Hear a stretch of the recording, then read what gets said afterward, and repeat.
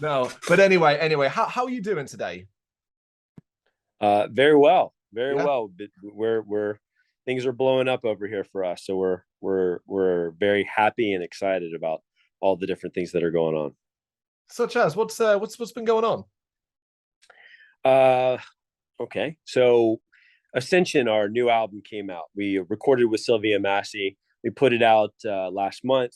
Yeah. Our new video for Under the Surface just came out. I don't know if you saw it, and the reception of both Ascension, Under the Surface, the two videos prior to that, have just been incredible. And we have a radio campaign that's going on. We just hit 48 on Media Base, 46 on the BDS chart with The Truth, our first single off the album.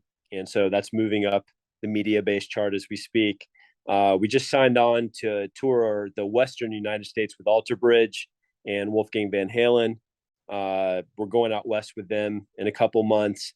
And then we signed about a week ago with one of the top booking agencies in the United States, and which happens to be in the UK as well. And we'll announce that shortly. And they're working on booking us through all of next year. So things are getting very exciting in the Pistols at Dawn camp. That is incredible. I mean, of course, the release of the album is one thing, but everything coming from that and what's been built up, that is incredible. Because it was a little over a year ago when I last spoke to you. And it feels Yeah, like so much has happened since then. Of course, as you say, most importantly, more than anything, the release of Ascension. yeah, yeah. You know, bit over a month ago now, dust slowly setting. The response, you talked about the response to Ascension. Has that taken you by surprise that it has connected with so many people across quite a large portion of the world? That here in the UK, it got quite a bit of buzz as well. Thank you. You know, it's one of those things where here's how I would put it humbly. We're grateful for the reception worldwide. I'm not, I don't want to sound egotistical when I say this. We're not surprised by the reception because it was one of those special moments when we put all these songs together. When we wrote this album, it wasn't one of those where we sat down and we were like, okay, we've got to have some radio hits and we've got to have an album that everybody likes and let's go figure this out. It's more like for 12 weeks, the musicians got in a room and just tore this apart and played our hearts out and played what came out of us naturally. It was all about feeling. There was never one moment in this entire album where we felt pushed or pressured or felt like we couldn't figure it out. It just fell into place. And it was one of those things, kind of like when you find that special person, and it just falls into place and it just fits right and everything fits right and everything about them smells right. It's just one of those things where when we were done with the album, we all looked at each other and we were like, shit, man, we have something here. We're just great. We're just honored and grateful that the rest of the world is seeing it that way. We wrote this a year ago. So it's, to us, it's stuff we did a while back. To the whole world, it just came out. And so it's really special for us to kind of get to see all the different ways in which it's being received right now worldwide. It re-energizes you because ultimately when you've been written it and worked on it for such a very long time, there's a certain level of, okay, I've heard it this many times and we want to get it to the audience who will effectively hear it and listen to it in fresh eyes and maybe open up your perspectives.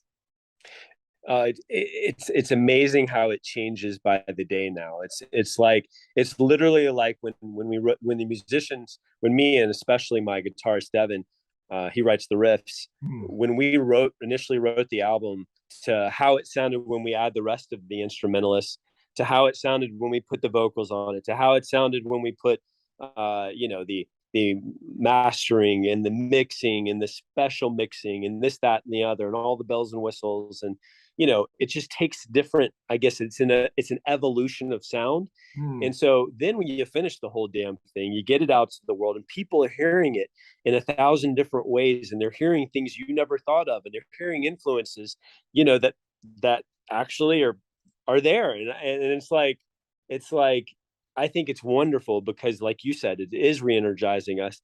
And we're just so excited to see the various ways in which people are experiencing this thing. And one other thing is that when we put out each of the videos, they bring the songs to life.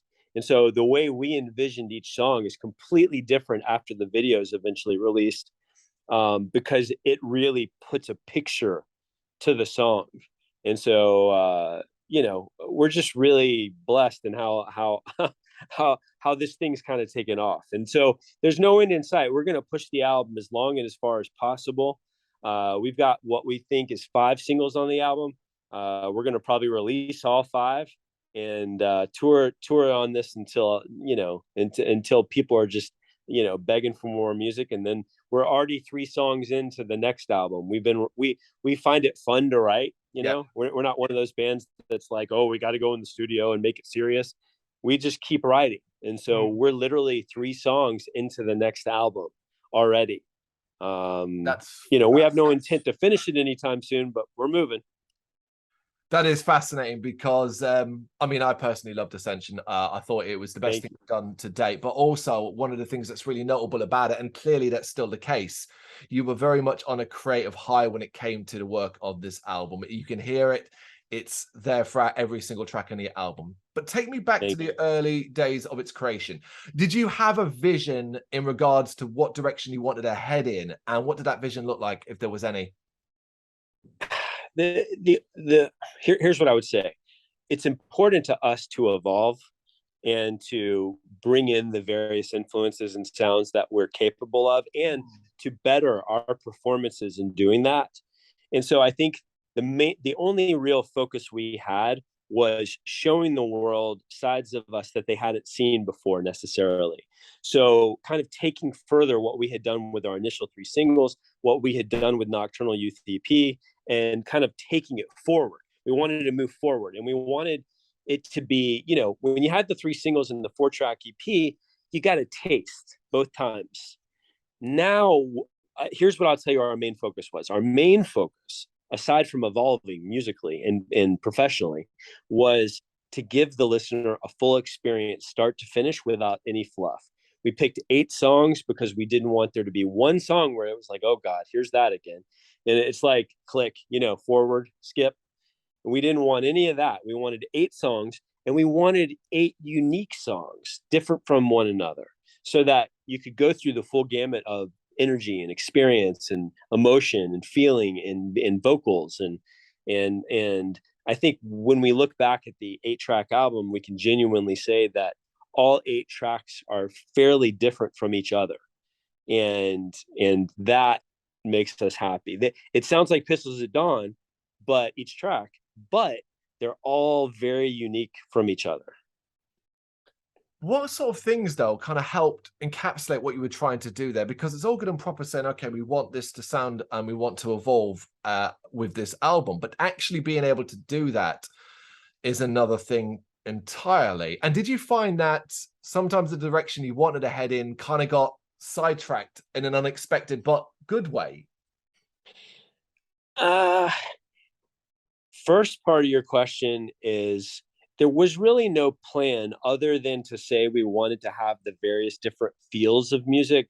We wanted the banger. We wanted the we wanted the kind of slow, dark, heavy song. We wanted the rock song. We wanted the full gamut of experiences musically. But outside of that, honestly, we just had music in mind that we wanted to play, and it just came out that way. What was truly a cool experience, though, which you brought up, which was surprising as hell, was that we wrote a song sounding one way, and then when the vocals were put on it and the harmonies were put on it, it's a completely different song than we ever imagined. So, for example, The Truth.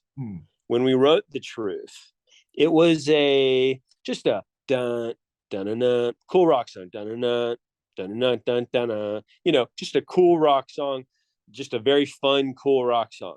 When you throw the vocals and harmonies on it, it makes it almost like a 90s poppy cool rock song, with an amazing hook that everybody wants to sing along with. And so after the vocals were put on, and then we had the mix and then the mastering and all that, the songs turned into different things than we ever imagined. For example, even Fly if you've seen that video, Hmm. when we first played it, we just thought it was this cool, like old school, kind of 1970s-ish Led Zeppelin-y type rock song, hard rock song. Yeah. Okay. Just driving and slow and hard, not metal, just driving and slow and hard. Loved it. Then the vocals and harmonies got put on with a bunch of screaming and stuff that we never saw coming. And it turns it into this much more powerful kind of hard rock metalish song that we never anticipated. And so those are the types of things. But then we did the video and we brought it back to this girl power thing where we brought in, 15, 20 girls and just let them go crazy and really perform and really kind of make it about the strength of women, Hmm. which bands in my genre don't usually do. And so, it's just cool to see all these songs take their just take their different lives. But that's surprising to me, and on how many different ways we're seeing the kind of the songs evolve. But there was never any sort of stage where you felt concerned and thought that you were losing your identity by these sudden changes and abrupt shifts that maybe you didn't, as you said, didn't expect. Yeah, it's a good question, and we always evaluate, especially my guitarist Devin, and especially myself. We're the founding members of the band, and we really do sit back after we write songs and say to ourselves, "Is this a Pistols at Dawn song?" Doesn't matter if it's different or unique or weird or twisted or anything, because we want to be a little weird and twisted and unique and not always, predictable. Um, Despite the fact that we're just a straightforward old school plug-in rock band. But we do sit back on every track, and before we ever will put it out or finalize it, it has to sound like this band. And that's the one thing I can genuinely say about those 8 tracks on Ascension is there's not one that don't sound like our band. They may have influences that people hear. They may, it may sound like some good old fashioned rock or hard rock or metal or whatever you want to call it. But at the end of the day, we definitely have our twist on all 8 of the tracks, and we feel that.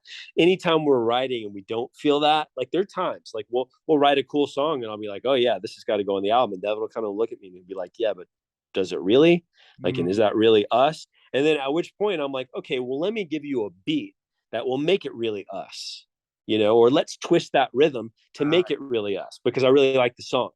And interestingly, we're capable these days, because we've been together a long time, we're capable of knowing what the Pistols at Dawn sound is at this point and making sure that it's on there. See, that makes so much sense. Going back to Ascension in regards to the creative high that you guys were clearly on, but also your confidence oozes through. Your confidence in your own abilities and what Pistols at Dawn are really does come across. So you saying that makes complete sense to me. Thank you. And thank you for the compliment. No problem. What about the sort of subject matter in regards to inspiration surrounding Ascension? What sort of things did you look at? Because I think as well, even at this stage, September 2022, there's an expectation, there's still a constant expectation that anything that kind of comes out around this time period still has a bit of the smell of, well, COVID and the last couple of years. Yeah, so excellent, excellent point. And we're very aware of that, and we definitely, our lyrics definitely, and our songs definitely touch on the various things people are going through. The Truth is a prime example of that. It's a very fun kind of poppy hard rock song that you love to sing with, and it sounds like you're back in the 90s almost, or early 2000s, and it's just a fun song. But if you listen to the lyrics and you look at the lyrics on our webpage, it's literally about the madness that's going on in your head and the different voices that are talking to you on both shoulders, and how they try to pull you into chaos and to lose your mind. And that those of us who let that happen, we go into a big friggin' storm, and it even touches on the issue of suicide and kind of razor blades in your hand if you listen to the lyrics. And so we write fun songs, but we try to touch on things that are extremely prevalent in society, because we think it's really important to not politicize our music in any way, because we don't. We're entertainers, and that's very important to us to stay entertainers. But we definitely want to touch on the important things that people are going through, like In the Truth, because there's so many people coming out of the pandemic now who were locked in, and they're a lot of people are dealing with some serious mental health issues now, and more so than ever, mental health is at the forefront of society, with people needing help, coming out for help, having those types of issues, admitting they have those types of issues. And so we took a really fun song and we put a really serious, put some serious vocals behind it. Now, the rest of the album is very serious too. It's, if you read the vocals, we get into different things like crazy ass politics that are going on. We don't take a side. We just point out the fact that they're going on. We talk about dark love. We talk about you name it. We talk about it. And we think it's important to do that. But I will say this. The focus of Ascension was to come out of the darkness. That's why we called it Ascension. We were sitting around talking about band titles, and it was our creative director, Allie, and she literally threw it out. Devin was talking about, we want a title that's talking about coming into the light. And if you look at the front of the album cover, it has them coming out of the pit of hell, basically. And if you go back to the Nocturnal Youth album cover, it has people in the pit of hell, basically, with just stamped with UPC codes on their backs and darkness, trying to claw their way out. Now with Ascension, they're coming out of the pit of hell into the light. And as you see, if you look at the cover closely, half their bodies are human and half their bodies are skeletal. And because as they come into the light, as we come into the light, things are getting better, but we're still kind of stuck there in the darkness, kind of a little bit. And that's kind of how the world is right now. And so we find it very important to both present that from a thematic standpoint, from a presentation standpoint, artistic standpoint, and definitely from a vocal standpoint. Yeah, it all comes together wonderfully. The artwork is an incredible piece of the puzzle that is Ascension. And I echo everything you said. Now, as you're the artist and I'm the person that's listened to it, I see the album as very thought-provoking, real, relatable, but not necessarily a downbeat album in that sense. Thank you. And that I think one of the things that helps us stand out when you get to know our band, if you take a second, you're like, okay, I like Pistols at Dawn. Let me literally dig into it and listen to it and look at their art and look at their pictures and their graphics and everything. And I think one of the things that stands out about us is that we are just an old school plug in, play, no track rock, hard rock band. We play rock, we play hard rock, we play metal, we mix it all together. We try to give really fun hooks. We want people to sing, right? When you do see us live, and we will be there sometime in the next year, because touring is the only priority now, which we can talk about. But we throw down. It is an emotional experience for us. We want people to experience what we're feeling, both in the music when they hear it, and then when they see it, we want them to see a true rock friggin' show. It ain't gonna be get up there and listen to the album. It's going to be experience a true old school rock show. And the thing about us is that we love music so much, and we want people to experience what we experienced growing up. We standing in line for 20 hours to get those concert tickets so I can be in the front row at the Rage Against the Machine concert, when I was little. Yeah. And I mean, it's just like, we want people to have the full experience. And I think what makes us cool in some way is that we try to have depth. As much as we're just a straightforward rock band or hard rock band, call us what you want, we want to have depth to it. That's why we take the time to make sure that our art is interesting and unique, and you can discuss it. And what does it mean exactly? The vocals are fun, but have serious meaning behind them. What are they? What do they mean to you? When you really start thinking about them, the videos take you in different directions you never anticipated and make you think even more. And so that's the thing about our band, is that we may just be a simple rock band, but we like to have depth in what we present. It's super important. It makes you so much more relatable and real from a listener's perspective, because ultimately people, particularly in a different country, may not see you live as often as if they lived in the same country as you. So there's always that disconnect and distance. But what you're describing now and what's available in your back catalogue as well as on Ascension, for me, creates the connection. Thank you. Yes. Before release, was there one track from Ascension that you thought, yep, the listeners, the regular Pistols at Dawn fans, they are going to love this? And afterwards, have you found that it actually turned out to be something quite different? Man. So we all kind of had our favorites before the album came out. Here's what I'll say is that we definitely felt that The Truth and Fly would kind of be two of those tracks that really connect with people. We thought that the kind of the poppiness of Truth would make a very, very fun singable song that the masses would enjoy. Maybe not the metalheads, but the masses. When we got to Fly, now we had a much heavier song, but it was cool and rocking and also very sing-along. Okay. The interesting one that has kind of overshadowed both of those, in my opinion, and I think when we go to radio with it, it's going to be the one that changes everything, completely changes everything, despite how much things are changing now, is Under the Surface. We knew we had something with it. Our publicist in LA said it was her favorite song when we previewed the album to her. But the way the video came out was perfection. And what I mean by that is not we're perfect, but it just came out the way that we dreamed that it would. Right. And it's connecting with people. Like we just put it on our Facebook, and I think we have close to 100,000 views in just a little bit. And it's the type of thing where we haven't even really put any oomph behind it yet. And it's just one of those songs. It's perfect for radio. It connects with people. It hits heavy. It hits rock.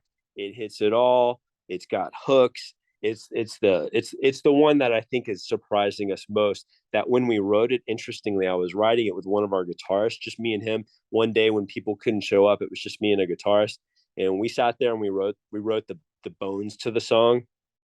And never did I imagine in any way, shape, or form. In fact, Devin was like, "That's not a Pistols at Dawn song," Okay.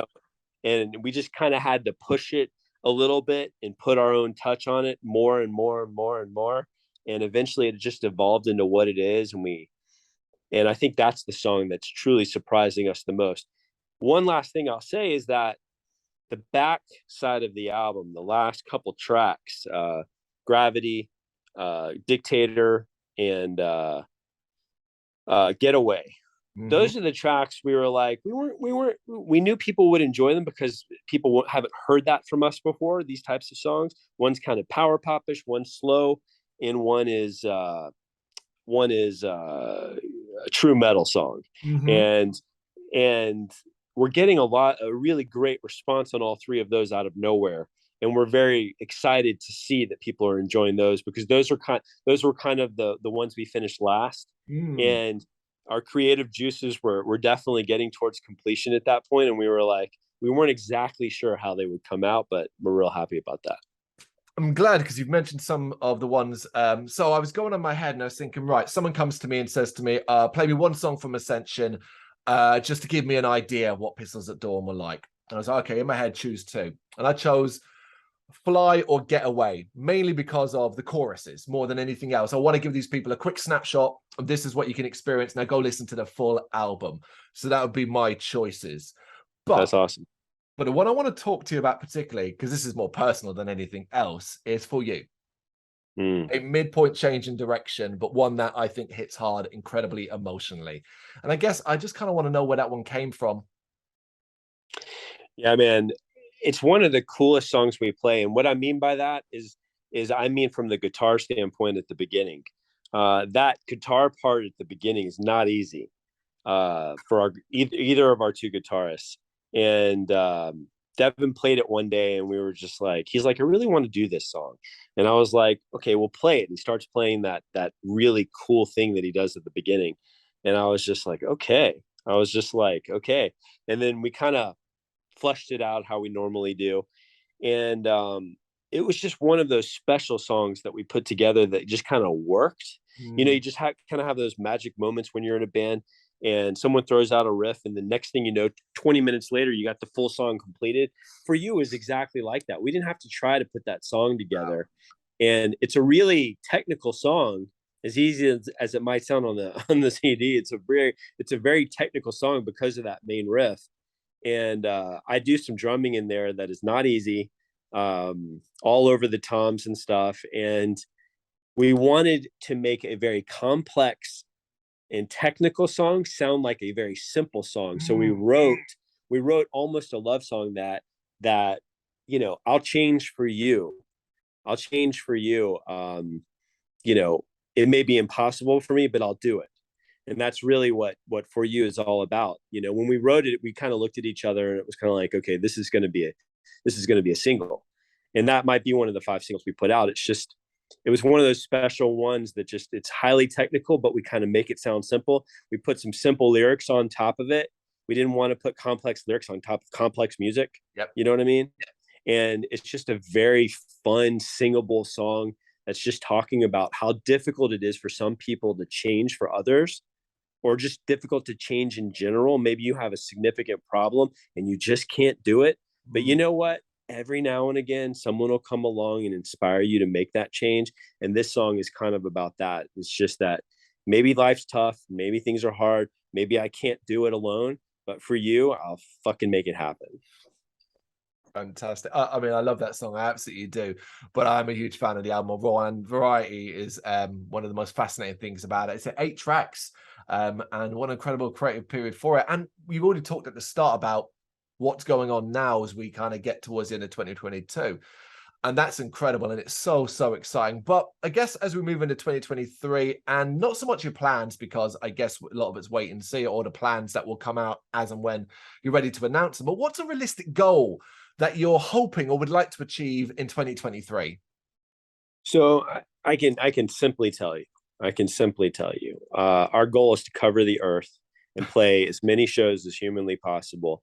And so we don't want to play a town. We want to play a town, and then we want to come back and play it again and again and again and again, and just go to bigger venues and different venues and experience every venue possible in every town that we possibly can, from here to the UK, to all of Europe, to Australia, to Japan, South America, you name it, we're going.